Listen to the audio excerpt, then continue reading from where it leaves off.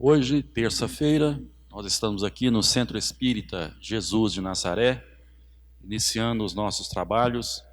Nós sempre começamos hoje, nas terças-feiras, com perguntas e respostas, onde as pessoas tiram as dúvidas. Hoje com Alexandre Moll e Jomar Gontijo. Às 20 horas nós teremos a palestra da noite com o tema A Construção Histórica do Espiritismo, com Alexandre Moll. Eu vou passar a palavra a Jomar e Alexandre. Boa noite. É uma alegria retornar a esse salão de convenções. É meu primeiro estudo depois nesse salão, depois aí desse quase 2 anos, né? Aliás, mais de 2 anos dessa terrível doença que abateu sobre o mundo todo e nos forçou a ficar isolados em casa, a mudar nossos hábitos, inclusive esse hábito tão maravilhoso de frequentar a casa espírita. E é também o meu o retorno do estudo de perguntas e respostas. E eu sempre gostei muito desses estudos aqui antes da palestra, porque na palestra o expositor ele já vem com o assunto pronto. E aí ele vem ensinar aquilo que ele preparou e não permite, né, as perguntas. E este é o momento de vocês perguntarem, se tiverem dúvida. Então tem as pessoas de lado aí, é só levantar a mão, ele leva um papel e aí você pode tirar a sua dúvida. E nós aqui vamos dar preferência à pergunta de vocês da noite de hoje. Essas aqui são perguntas dos dias anteriores que não deram tempo de responder e a gente vai responder. Mas se vocês tiverem alguma pergunta aí, né, sobre o espiritismo, sobre moral espírita, né, sobre ética, que geralmente as pessoas têm muita dúvida e muita desinformação, né, fake news a respeito do espiritismo. Antes não tinha, agora a gente pode falar fake news, né? Tipo assim, eu estava até lendo uma pergunta aqui, que espiritismo é coisa de demônio. Isso é fake news. Agora a gente tem essa palavra. Antes tinha inverdade, eu já não gostava de inverdade, né? Mentira mesmo. E agora tem fake news, né? Que é uma desinformação. Eu fico imaginando também o que é uma desinformação, porque informação informa a gente, uma desinformação é como a gente parece que tira a informação da gente, mas é uma informação falsa, né? Que não é verdadeira. Você quer começar? Então, enquanto não chega a pergunta de vocês, vou pegar uma aqui. Deixa eu ver se eu acho essa aqui. Aqui, ó. Essa aqui também é interessante, que é sobre o espiritismo, já que o Alexandre vai falar hoje da questão histórica. O que é o Espírito Santo para o espiritismo e qual a sua função? O que acontece? O Espírito Santo ele é uma narrativa que foi criada pela Igreja Católica. Então a Igreja Católica ela foi construindo seus dogmas ao longo dos tempos, porque Jesus teve há 2000 anos atrás, ensinou lá na Galileia, lá em Jerusalém, e na época que ele ensinou não havia ninguém que soubesse escrever. A alfabetização era muito poucas pessoas sabiam escrever.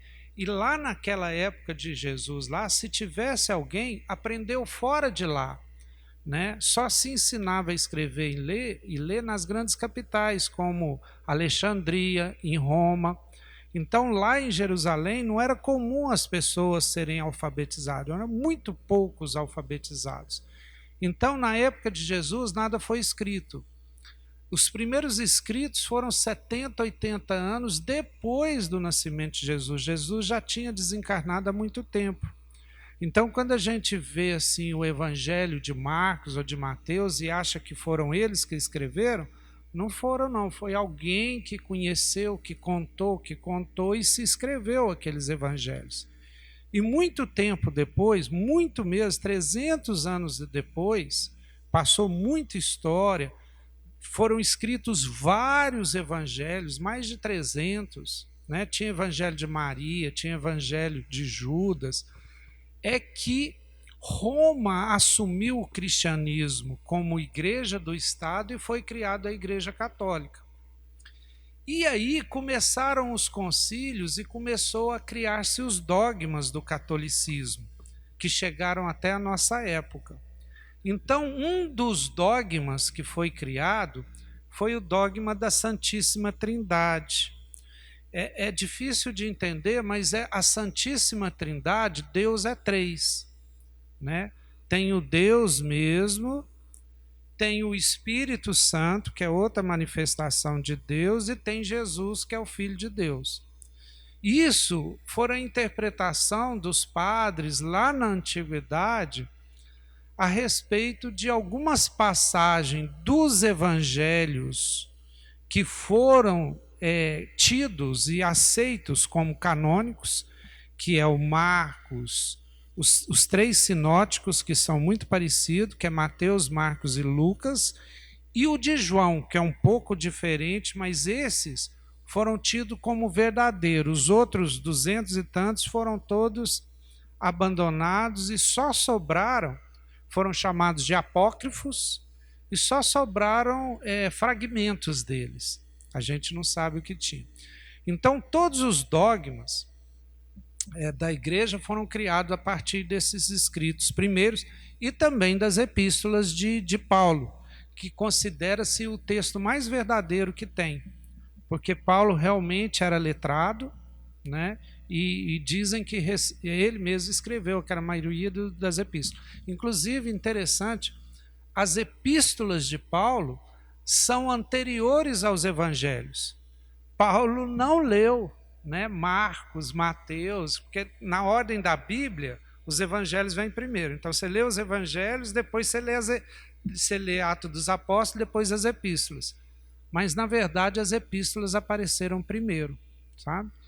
Então, como é que Paulo conhecia Jesus? Ele conversou com Maria, conversou com alguns apóstolos, e mais, Paulo viu Jesus desencarnado, né?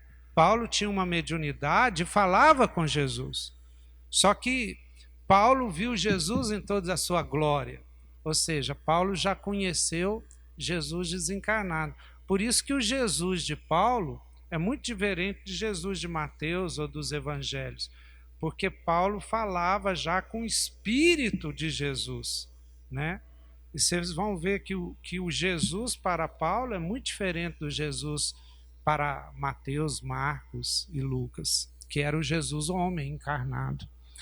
Bom, então, um desses dogmas foi que Jesus é Deus. Um desses dogmas foi que Jesus era Deus. Até esse dogma ser aprovado, inclusive houve cismas, porque nem todos os primeiros cristãos tinham essa concepção que Jesus era Deus. E alguns momentos do Evangelho, principalmente ali em João, se vocês já leram o Evangelho de João, ele é muito místico, né? Ele é muito místico, ele é o Evangelho mais assim, João é difícil de entender. E ele fala algumas coisas que dá para entender que Jesus era Deus, mas no sentido de ser único, de ser uno a ele, né, de representar Deus. E acabou que Jesus acabou sendo confundido com Deus em algumas passagens, porque o Evangelho e toda a Bíblia tem muita passagem que os espíritos aparecem. E naquela época, como nessa época, tem espíritos bons e espíritos ruins. Sempre houve, né? Quando eles queriam falar que o Espírito era de Deus, né? Paulo fala que o Espírito de Deus, mas alguns apóstolos e no Velho Testamento falam de Espírito Santo como um Espírito que foi santificado, ou um Espírito do bem. E daí explica essas passagens lá na Bíblia que um Espírito superior, um espírito mais evoluído aparece e comunica com Jesus, com os apóstolos, etc. Então, resumindo a história, para o Espiritismo, não existe a Santíssima Trindade, Jesus não é Deus, né? Existe só um Deus, que é o Deus mesmo, que é muito maior do que qualquer concepção humana de Deus. A única coisa que a gente pode falar de Deus é que ele é supremo, né? Suprema inteligência, é a causa de todas as coisas, e que Deus é. Mas ele é muito além de tudo que a gente pode imaginar. E o Espírito Santo é um espírito evoluído. Por exemplo, Jesus hoje é um Espírito Santo, porque ele é muito evoluído, né? Tão evoluído que dificilmente se manifesta para nós reencarnados. Mas poderia ser, por exemplo, um espírito dos apóstolos, ou um espírito bem evoluído, um espírito santificado, que se fez puro, né? Se fez evoluído. E Jesus é o espírito que reencarnou na Terra, mais evoluído que teve aqui. Tanto é que os espíritos falam que ele é nosso guia e modelo. Então é isso, o espírito santificado para o espiritismo é um espírito bem evoluído. E qual a sua função? Sua função destes espíritos, porque não é um só, mas desses espíritos evoluídos, é nos ajudar, é nos orientar, é indicar o caminho para a gente seguir. Tá. Então agora vamos começar a responder perguntas da noite. Alexandre, fica à vontade.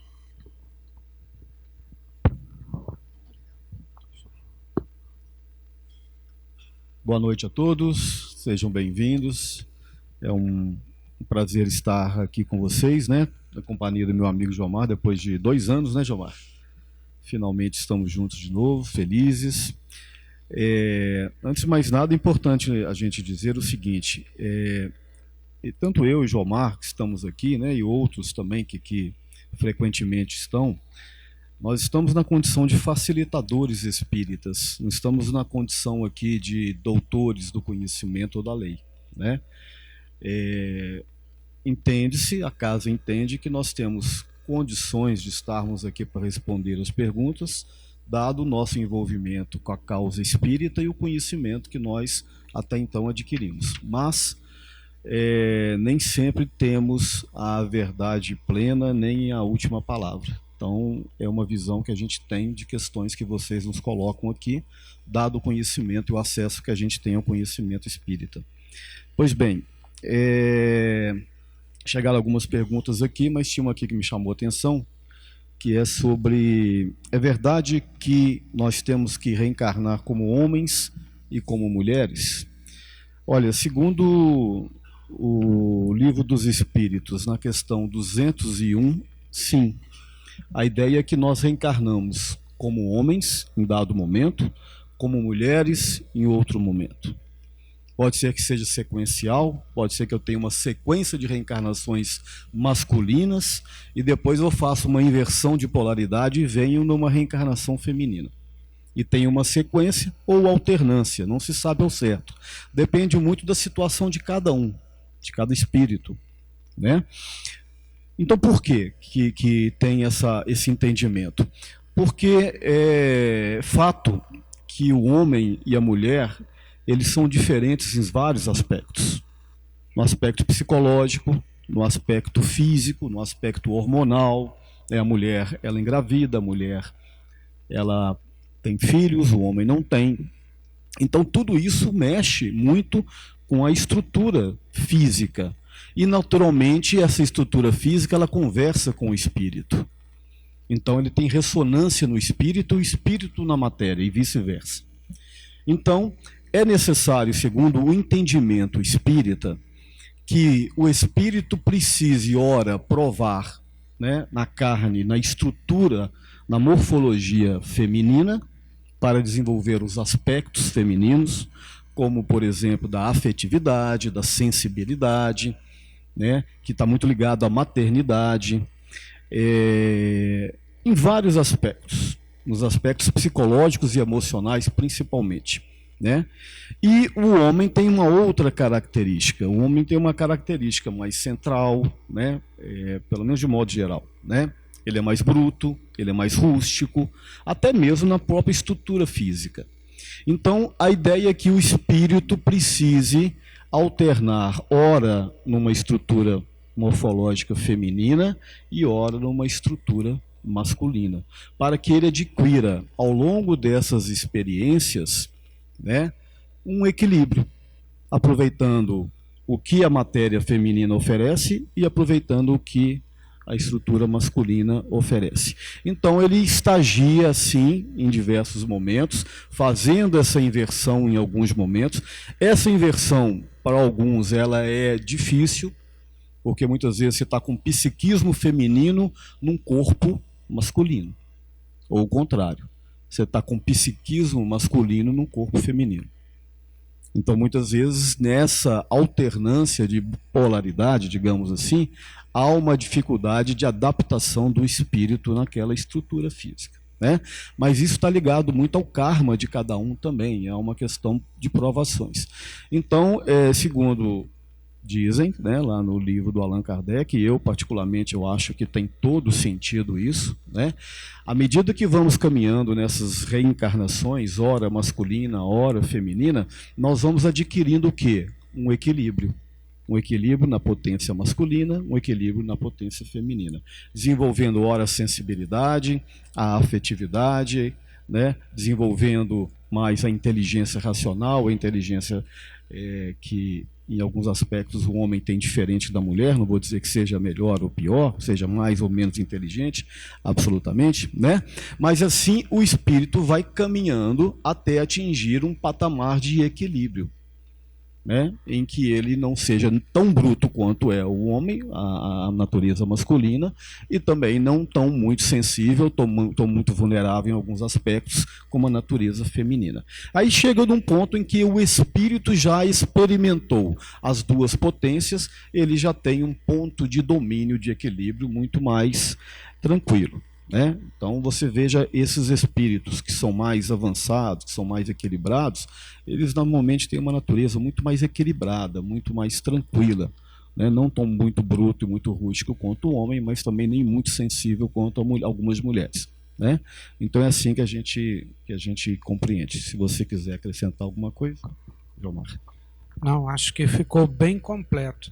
Só um detalhe que talvez evidencia isso, que estudos psicológicos, né, da moderna psicologia já identificou que ninguém mesmo tem características só masculinas ou só femininas, mostrando que em vidas passadas nós já tivemos nos dois sexos, porque qualquer um de nós tem algumas características, por exemplo, talvez sejam mais características masculinas, mas não deixamos de ter características femininas, né? Mostrando que a gente já teve ali alguma vez estagiando em corpos femininos, né? Já aprendemos alguma coisa, mas a resposta ficou muito completa, isso mesmo.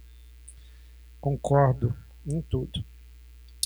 Recebi uma pergunta muito interessante, e para respondê-la, eu vou aproveitar duas anteriores que eu acho que a resposta vai ajudar. Uma aqui, ó, foi feita no dia 2/2 de 2022, que é o seguinte: o que é preciso para afastar obsessores espirituais? E a outra é o seguinte: como se blindar da inveja alheia e não perder a energia, o humor com isso? Obrigada. E olha a pergunta de hoje. A pessoa cita inclusive o versículo de Mateus, capítulo 5, versículo 44. Orai pelos que vos maltratam e vos perseguem. Como que a gente deve orar? Então, olha só, primeiro eu queria ressaltar, quem fala isso é Jesus, né? E Jesus fala, inclusive, isso aqui, esse capítulo 5 é do Sermão da Montanha. Jesus, no Sermão da Montanha, que é o suprassumo da mensagem dele, ele fala, olha só, orar pelos que vos maltratam e perseguem. E ele ainda fala mais, que se você amar só quem vos ama, né, os pagãos, quem não conhece Deus, também faz isso, amar quem te ama. Mas o extraordinário, né, o que faz a diferença é você amar os inimigos, orar para quem te persegue, para quem te maltrata. Jesus aqui, ele usa uma psicologia que só hoje talvez a gente comece a entender o que ele quis dizer. No caso dos obsessores, olha só, o cara está te infernizando a vida, está te perseguindo, e você começa a vibrar amor para ele, a desejar o bem para ele. E não é só o obsessor desencarnado, não. Nós temos muitos obsessores encarnados. Muitas vezes é o meu irmão ali que reencarnou como meu irmão, mas me persegue a vida inteira e você nunca fez nada para ele. Ou outros familiares que muitas vezes vêm na família, porque ali na família há oportunidade de você reconciliar. E Jesus manda orar. Ele pergunta como orar. A oração, ela tem que nascer na sua essência. Então eu diria que você, primeira coisa, tem que compreender a lei de ação e de reação. A lei de ação e de reação, ela simplificadamente, ela fala o seguinte, olha, se você planta veneno, se você planta espinho, se você planta violência e ódio, você vai receber isso de volta. Agora, se você planta uma árvore frutífera, quando ela crescer, ela vai dar frutos. Se você planta uma flor, quando crescer, vai dar flor. Se você planta o amor, com certeza você vai colher amor. Então, apesar de muitas vezes não ser de imediato, né, o plantio é hoje e a colheita é amanhã, é daqui um mês, é daqui um ano, é daqui 10 anos, ou é em outra vida, a colheita virá. Ela não é imediata muitas vezes. Não adianta muitas vezes eu orar hoje e já querer uma resposta amanhã. Mas tudo começa com o pensamento. Toda ação tem a origem no pensamento. Então, quando você compreende que este obsessor, que essa pessoa que te persegue, que essa pessoa que tem inveja de você, é um espírito, filho de Deus, irmão, e que é ignorante. Não ignorante quando você xinga uma pessoa de ignorante, mas que é ignorante no sentido de ignorar ainda as leis divinas, ignorar ainda que o amor é melhor que a violência, que o amor é melhor que o ódio. Ele ainda não percebeu que perseguir, ter inveja, ser obsessor, só vai provocar mal para ele, que ele está plantando mal. Então, ele ainda é um ser ignorante, um espírito ignorante. E o fato de você compreender isso, você começa a mudar a relação com ele. Você não vê mais o perseguidor ou obsessor como inimigo, como um demônio. Você vê ele começa até com pena, coitado. Ele ainda está nessa. Ele ainda não compreendeu a missão dele na Terra. Ele não compreendeu o sentido do amor. Ele ainda está na violência, ele ainda está na inveja, no ódio, na perseguição. Coitado, você até prevê quanto que ele vai sofrer ainda. Então, com esse sentimento, você começa a mudar da forma que você vê ele. E aí, nesse sentimento, você já começa lá no coração a elaborar uma oração sincera e verdadeira. Ô Senhor, ilumina ele, que ele perceba que essa violência, que essa situação que ele está, só vai provocar mal para ele. Ajuda a entender a situação dele, que ele possa sair disso. Então você começa naturalmente a vibrar bem para ele. Essa oração é vibrar bem. E você começa não só a ajudá-lo com as suas vibrações, mas você começa a sair da sintonia dele. Porque se você vibra ódio, se você responde com violência, ou se você deseja o mal para o seu inimigo, esse tipo de sentimento, esse tipo de pensamento faz com que os pensamentos dele consigam chegar até você. Ou seja, te afetam. Você, sem querer, é um lobo caindo na armadilha de outro lobo. Aquilo te pega, aquilo te produz mal, aquilo te deixa de mau humor, o obsessor consegue te pegar. Agora, se você muda esse tipo de vibração e muda a sua frequência, ele não te pega mais. Essa pessoa que te manda ódio, que te persegue, que tudo, não te afeta mais. É como se você fosse transparente, ele te mandasse raios venenosos de luz e essa luz te atravessasse e não te pegasse mais. Então é isso que Jesus quis ensinar lá no Evangelho e que só agora, com a ajuda do Espiritismo, a gente começa a perceber. Se quiser complementar? Não, muito bem. Tá bem dito, né? Falo em obsessor, tem obsessor fritando uma linguiça de porco ali na cozinha que tá difícil, hein? Você já... Tem umas perguntas bem interessantes aqui da noite aqui. Boa noite, eu tenho o dom mediúnico, mas não me aprofundei. O que eu devo fazer? É uma resposta de foro íntimo, né? Se você de fato tem o dom mediúnico, se você tem a certeza que você tem o dom mediúnico, né? Que primeiro você tem que ter essa certeza. Aí quem vai responder é você. Né? A mediunidade é um instrumento de fazer o bem. É um instrumento que demanda abrir mão de certas coisas, né? Tem que ter um sacrifício, porque a mediunidade ela é uma missão, e uma missão que você tem que se doar, né?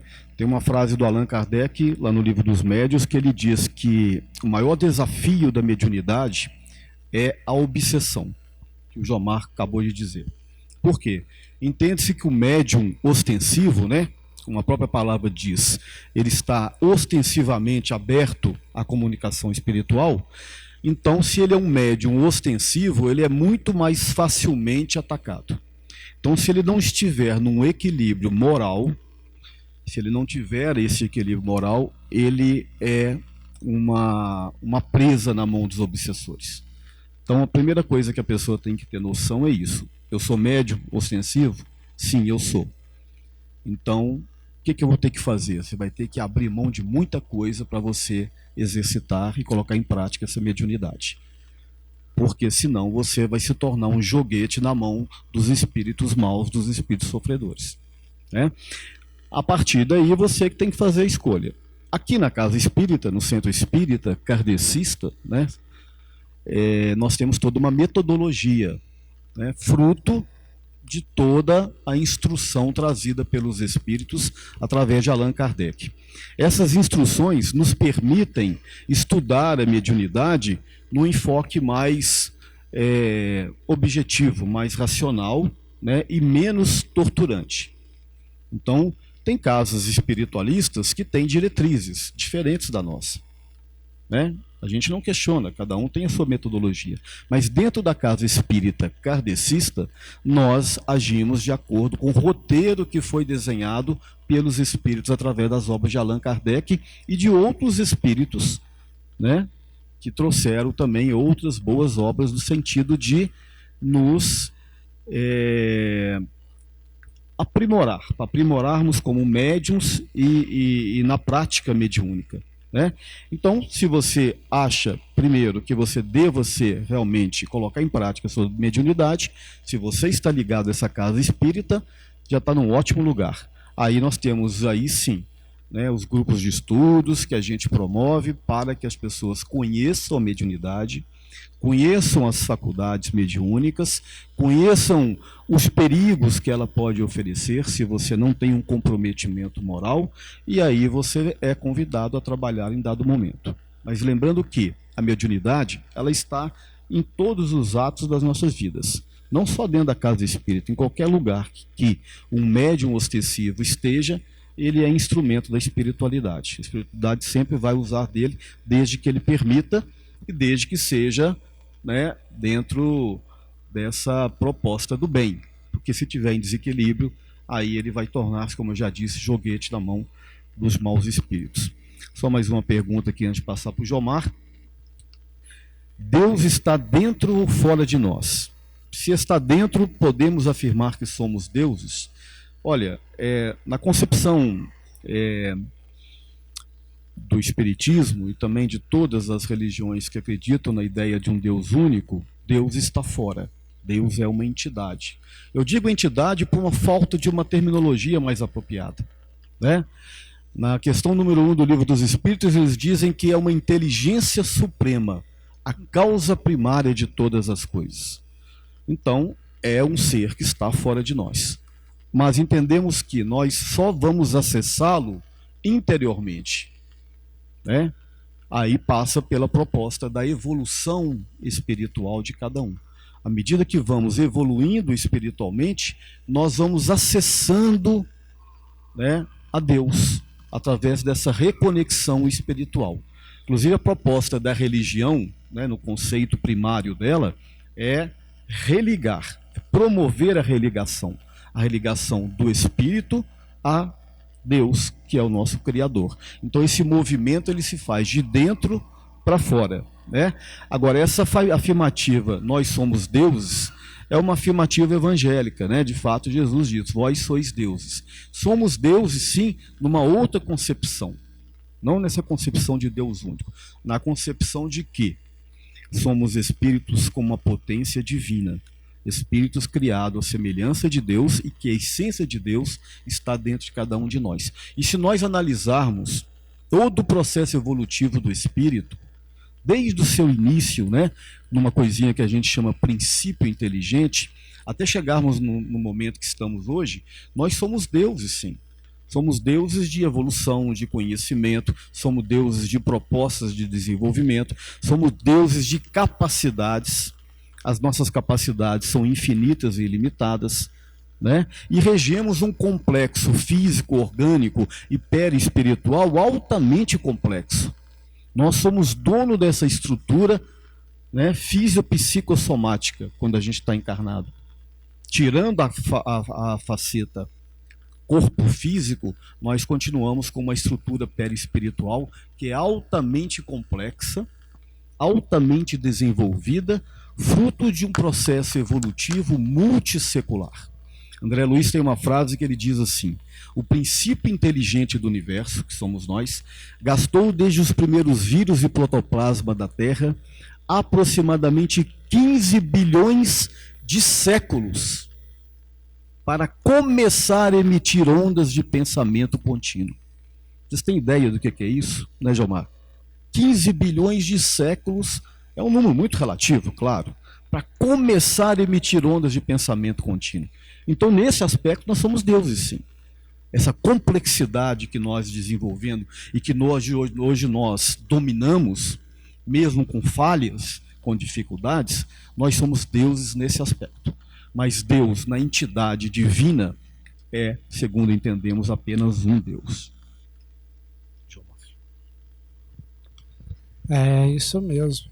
Interessante, né, como é que são as palavras. Quando Alexandre falou assim, vós sois Deus, é evangélico. Eu pensei logo nas religiões evangélicas, que é uma afirmação dos evangélicos. Ele quis dizer evangélico, é que está lá nos evangelhos. É uma afirmação de Jesus, vós sois Deus. Né? E ele explicou muito bem, porque Jesus fala esse momento que ele fala que tudo que ele faz, né, nós podemos fazer também. E é nesse sentido ascensional, que nós somos seres perfectíveis. Né? Nós vamos evoluir, estamos evoluindo, né, nesses bilhões de anos e vamos continuar evoluindo. Então, nós somos deuses nesse sentido. Né? Pergunta ainda de hoje. O que o Espiritismo nos fala sobre Alzheimer? Existe mesmo uma questão espiritual para o Alzheimer? O Alzheimer é uma doença neurológica, onde a pessoa vai esquecendo, né, as coisas, muitas vezes esquece coisas agora e lembra de coisas bem antigas. E vai esquecendo a tal ponto que vai perdendo, inclusive, as funções, né, todas as funções normais, digamos assim. E vai cada vez mais ficando deficiente de fazer as questões propriamente humanas. Né? O que acontece com as doenças em geral e também com as doenças mentais ou psicológicas, né, neurológicas? Porque a gente tem que entender muito bem isso, porque há uma tendência de falar que tudo tem cunho espiritual. Nem sempre. Nós estamos num mundo material, o nosso corpo é material, é biológico. Então, por exemplo, danos materiais são provocados no nosso corpo e muitas vezes não tem nada de espiritual. Imagine que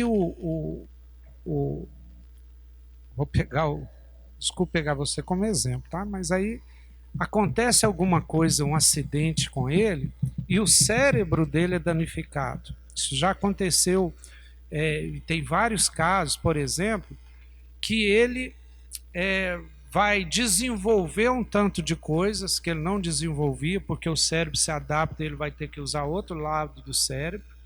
Ou, pelo contrário, ele deixa de fazer muitas coisas. Por exemplo, teve gente que deixou de falar. A área da fala do cérebro foi danificada e ele deixou de falar. Porque o cérebro é o instrumento da razão que a gente tem, do pensamento. Então, danificou o cérebro, vai ter dano. Igual, por exemplo, a visão. Perdeu a visão, é espiritual? Não, sem olhos a gente não enxerga. Isso é material. O Alzheimer tem causas materiais.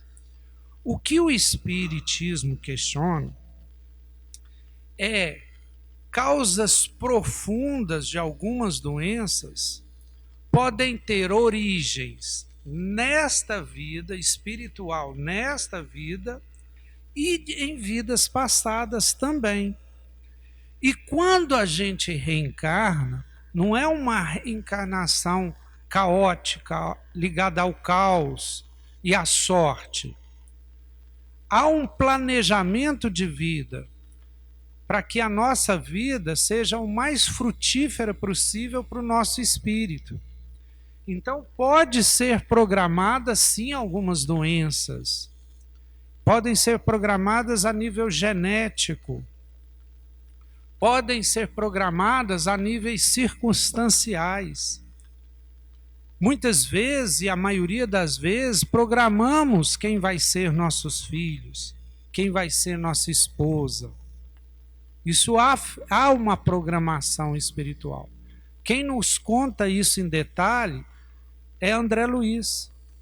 Kardec fala algumas coisas nas obras básicas, mas André Luiz, por exemplo, se eu não me engano, no livro Missionários da Luz, descreve uma reencarnação de Segismundo, não é isso? Você que estudou as obras profundamente, onde é feito ali né, uma interseção genética, cromossômica, para que o Segismundo reencarne de acordo com as necessidades dele. Isso é feito conosco também. Então, muitas vezes, o Alzheimer também é uma doença genética, pode ser planejada ou permitida para aquele espírito ali vivencie algumas experiências importantes para ele, ou no caso do Alzheimer, eu acho que a família vivencie também, porque o Alzheimer não afeta só o espírito, não, afeta toda a família ali, os filhos, os pais, né? E muitas vezes é motivo de união da família separada e por causa disso se junta, e várias outras coisas. Você queria comentar? Então, muitas vezes a gente não sabe, porque a gente só vê a aparência, né? Tem um poeta que fala que o essencial é invisível aos olhos. E muitas vezes o que acontece ali, os nossos olhos não veem. O mundo espiritual ali em volta daquela doença e daquele doente, e os significados disso, a gente só vai entender no mundo espiritual, tá? E mais ainda, gente, o nosso julgamento ele é muito imperfeito, porque o nosso julgamento ele é do nascimento à morte. Isso é muito pouco no tempo espiritual. Os espíritos costumam nos dizer que um dia espiritual é 1000 anos no planeta Terra. Um dia. Então, uma vida nossa de 70, 80 anos, olha só, é menos que 10% de um dia. É como se fosse 2 horas na vida do espírito, digamos assim. É muito pouco tempo, né? Uma doença dessa, tão difícil, tão traumática, é muito pouco numa vida de imortalidade. A Covid agora, que durou 2 anos, que foi tanto tempo para nós, para o espírito é isso aqui, ó, né, para uma visão espiritual. Então, o nosso julgamento de doenças, o nosso julgamento, inclusive, de felicidade também, essa felicidade nossa aqui material na vida, ela é muito afetada porque a gente acredita que a nossa vida é do nascimento à morte. Mas um espírito que alça voo e vê várias vidas, e vê o planeta inteiro, e vê aí 10.000 anos, ele tem um julgamento diferenciado. Eu costumo dizer que é igual a criança que vai tomar uma vacina e chora, e aquela vacinada dói, mas o pai que está ali, ele sabe que aquilo ali é 1 segundo para ele, que aquela vacina que ele está tomando ali vai criar um anticorpo que vai durar a vida inteira dele e vai evitar dele ter uma paralisia, uma poliomielite, uma doença grave que poderia danificar ele para o resto da vida ou até matá-lo. E o pai permite que ele sinta aquela dor ali de 1 minuto, e aquele 1 minuto de sofrimento, que é sofrimento, né, dói a vacina, vai fazer com que ele tenha uma vida inteira saudável. Então, muitas vezes é assim que a gente não sabe jogar a doença, um problema de uma vida e tal, perante uma vida de imortalidade. Muito bem, nosso tempo está se encerrando. Antes, porém, ficaram 2 perguntas para trás aqui, eu vou respondê-las bem rapidinho, né? Uma questão de respeito. Como o espírito se manifesta nos animais? Os animais reencarnam? É uma pergunta interessante, dentro daquela ideia que nós falamos anteriormente da evolução do espírito, que a gente compreende, do chamado princípio inteligente. Segundo a ideia da espiritualidade, esse princípio inteligente ele estagia nos reinos inferiores da criação, do mineral, do vegetal, do animal, até chegar àquilo que chamamos de reino hominal, onde estamos hoje. Então, dentro dessa ideia, o princípio inteligente estagiando, ele se potencializa cada vez mais, trazendo em si, no seu âmago, né, as experiências anteriores, e como animais, nós ainda não somos ainda chamados de espíritos com E maiúsculo, né? Continuamos com princípios inteligentes, mas eles vão se estagiando também, né, desde os animais inferiores até os chamados primatas, não? Tem uma graduação dentro do reino animal também, assim também, mamíferos superiores, muito obrigado.